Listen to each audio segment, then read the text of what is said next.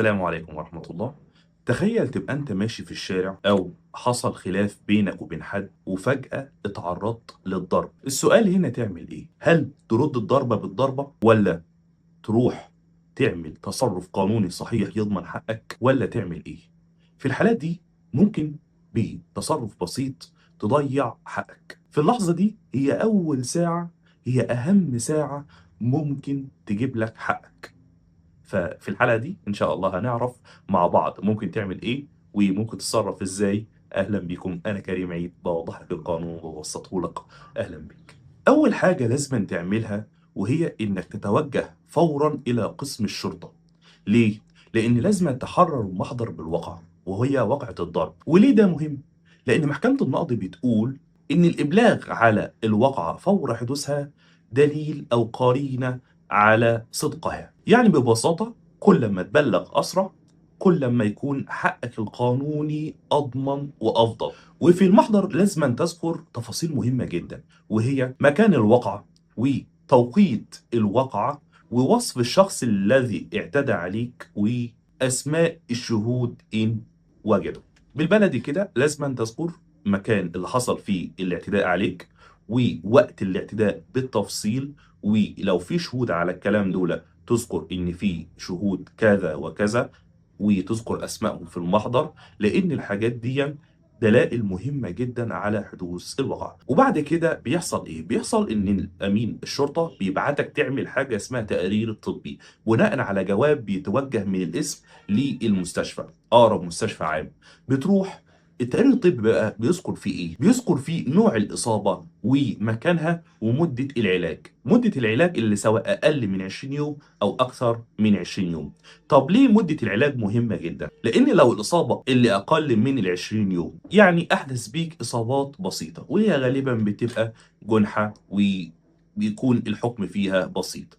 طيب لو أكتر من 20 يوم الوضع بيكون إيه؟ طبعا لو أكتر من 20 يوم العقوبة بتبقى مغلظة وأشد من العقوبة اللي أقل من ال 20 يوم. ليه؟ لأن هو في الحالة دي بيكون أحدث بيك إصابات جامدة، إصابات تستوجب وجودك في المنزل او تكون قعيد بسببها. فطبعا القاضي بيقدر النقطه دي وبناء عليه بيحكم بعقوبه مغلظه. وهنا لازم ننوه ان للاسف في ناس كتير بتروح لدكاتره خاصه وبيعملوا تقارير خاصه عند الدكاتره دي. طبعا ده ما بيعترفش بيه.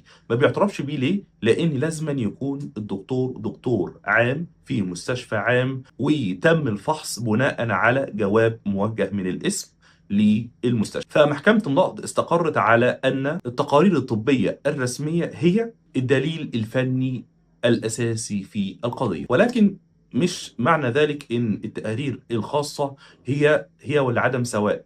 لا، ممكن القاضي ياخد بيها كقرينة يستدل بيها لكن ما بتبقاش دليل أساسي. وطبعا قلنا ان لو في شهود لازم تذكر اساميهم في المحضر.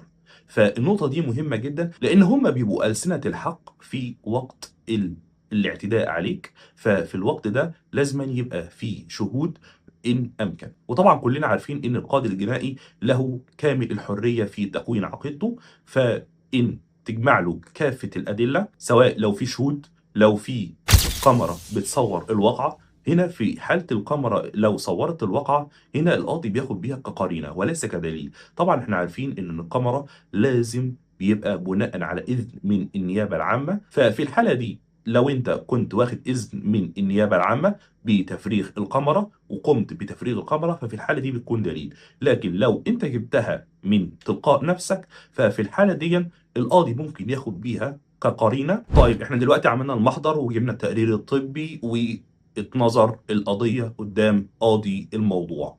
في الحالة دي انت بتعمل في الحالة دي طبعا المحامي الخاص بيك بيقدم الدفوع والأدلة الخاصة بالواقعة. طيب نيجي لنقطة مهمة جدا وهو هل ينفع تاخد تعويض على الاعتداء اللي وقع عليك ده؟ طبعا بخلاف العقوبة الجنائية اللي هتوقع على المتهم، طبعا ليك انك انت تاخد تعويض. وفي الحالة دي بيبقى التعويض متناسب مع الاعتداء الواقع عليك، وهو انك انت بتطلب تعويض وقاضي الموضوع بيقدر هل انت ليك حق انك انت تاخد تعويض والاعتداء يستلزم ان انت فعلا تعوض مدنيا ام لا.